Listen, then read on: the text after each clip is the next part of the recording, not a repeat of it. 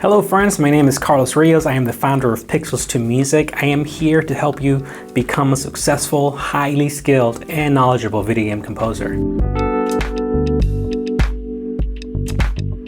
So today I'm going to be showing you how to go about creating a B section for your tracks so that you end up with more than just a 4 or 8 bar loop. So often when we write songs, right, we need to have repeated sections. So as a bonus, I'm going to show you 2 strategies to keep your repeated sections interesting and fresh throughout the track. So make sure you stick around until the end of the video.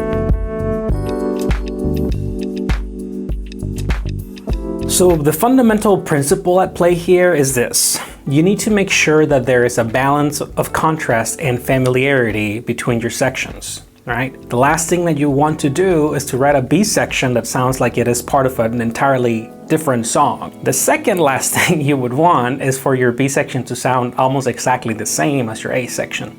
So you need to find that balance again between contrast and familiarity. You need to think of the structural elements of your music. Some of these elements are your key, your time signature, your tempo, your chord progression, melodic content, rhythmic content, energy, etc. Your goal is to preserve some of these elements to maintain familiarity and to change some of them to create contrast. Okay, so you keep some of these elements and then you get rid of some other ones. Now before I continue, if you're finding this video useful, you should take a moment to subscribe and hit that notification bell.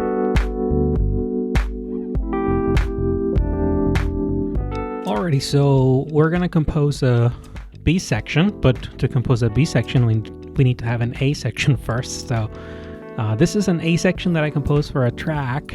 So let's just have a listen to it, and then we'll walk you quickly through a process of creating a B section for it.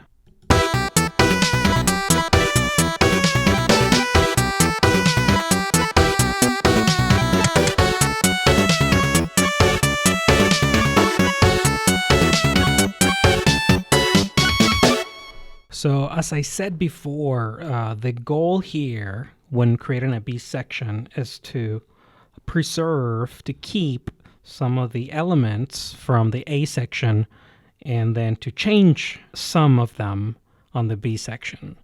So I want to keep it as simple as possible just so that you get the idea. What I'm going to do is I'm going to get rid of that melody entirely. We're going to have a different melody. I am going to keep the same chord progression just for the sake of simplicity. So I'm going to keep this whole section different.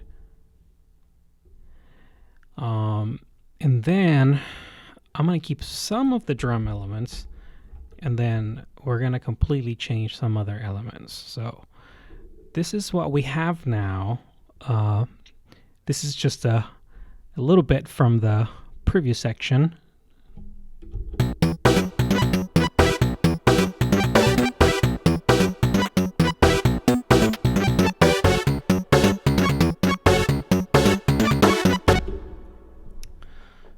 Okay, so one thing that I think I want to do right away is maybe change this chords to a different instrument. So I created a new track. I'm just going to call it Chords 2, and let's get a different sound for it. I'm just going to stick with this right here. This is a Chipsynth MD plugin. So let's see. Let's just try a preset here. Pluck strings, plucks. Happy stab. That sounds nice. Yeah, let's see what that sounds like. I'm going to turn it down a little bit. And oh yeah. So you see, a simple change of instrument already sounds very different and feels like we're going somewhere, we're doing something. Now, right now, my bass is actually playing both a triangle wave and a slap bass. I'm going to solo it so you can just hear it. But So let's just listen to just a triangle.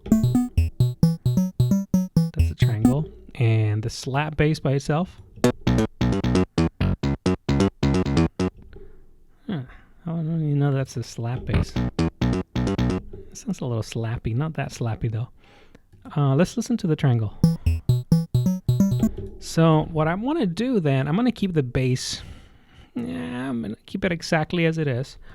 But I am going to just bring it down an octave.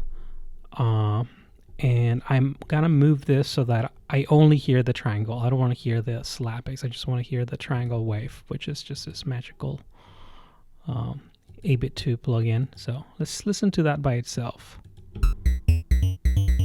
Okay, this is an octave up the way that it was originally,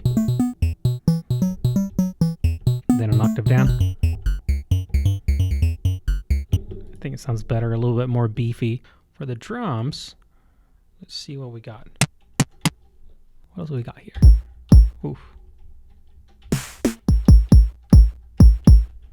And I don't love that crushed sound.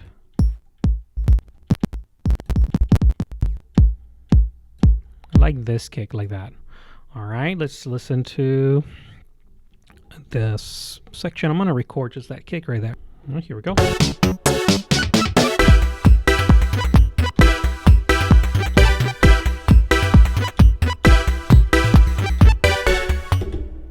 Yep.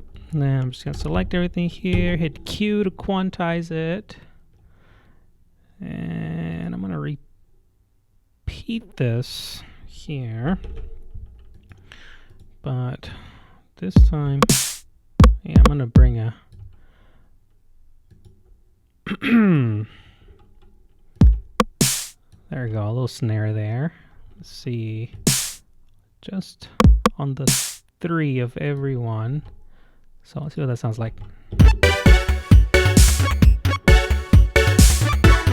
Yeah, so that kind of gives you a halftime kind of feel. Throw it on the 3. There we go. So let's see what we got now. Going from A into our B section.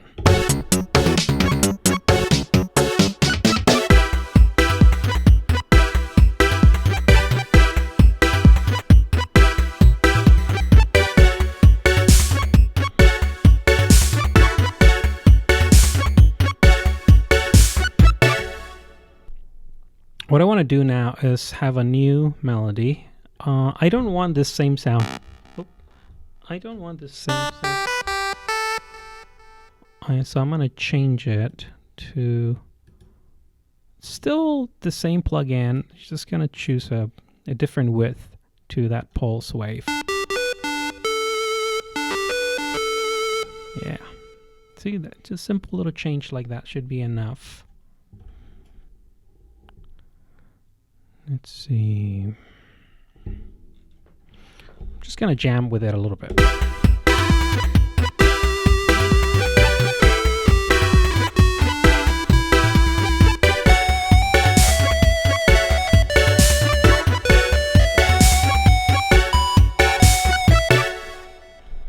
Yeah, it's not bad.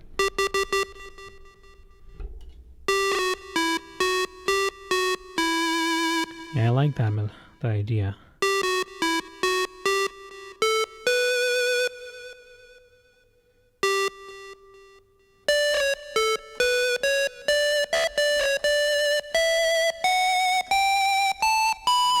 Something like that. Here we go.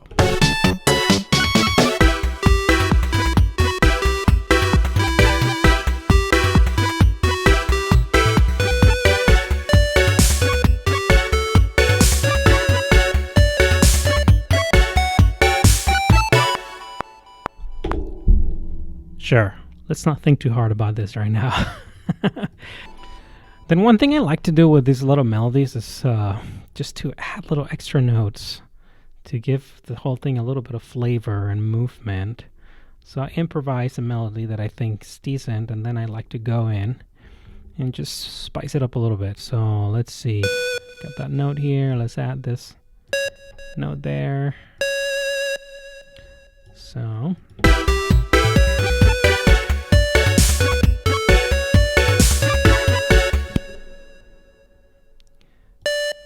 let's cut this one.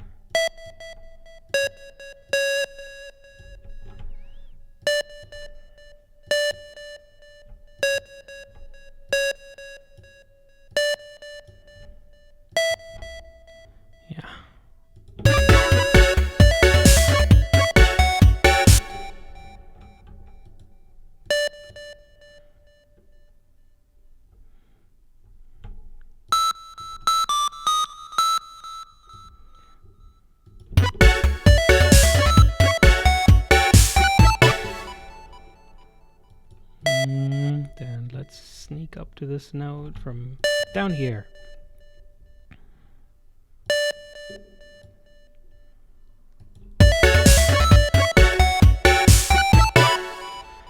Sure, it's just a little silly, but all right, so that's it. That's our B section. Let's listen to both of them together.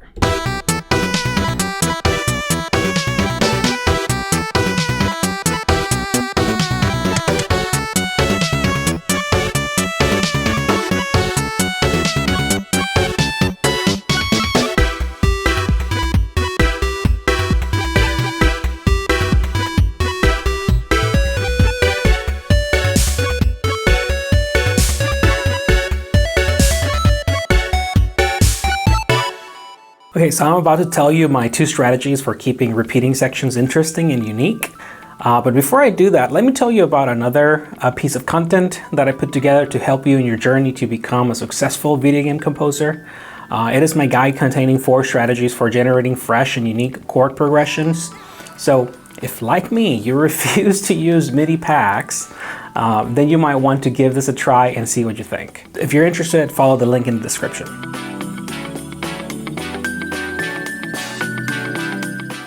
Okay, so strategy number 1. Adding a second layer that plays the exact same part as another can make all the difference. Whenever I do this, I usually use an instrument that plays a bright instrument that sits on top of the overall texture of the section. This creates a noticeable change in the section, and yet it is hard to decipher exactly what is different for a lot of people. So your music just ends up sounding fresh and, again, with a little bit more energy. So you can have some chimes or some a vibraphone or xylophone or something on top of your melody, something plucky and high frequency, just enough to add that little bit of extra flavor to your melody.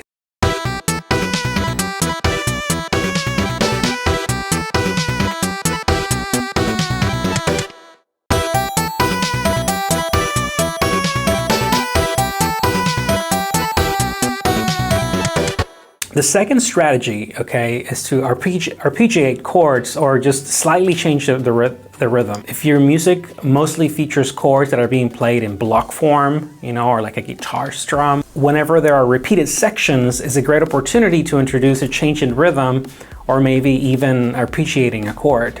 So this can be as simple or as complicated as you want, but remember that to maintain the overall feel of this section, you shouldn't change things too much.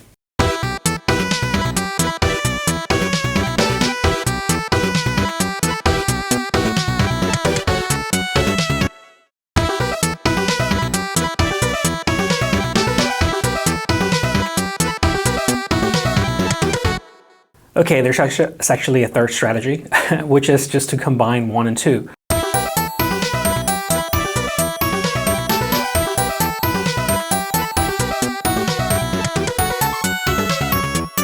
Well, hey, thank you so much for sticking around, and do let me know what you thought of this video in the comments below. If you feel like you learned from the video, don't forget to subscribe and hit that notification bell so that you keep getting notified when there's a new video. And thank you again so much for your time. See you next time. Goodbye.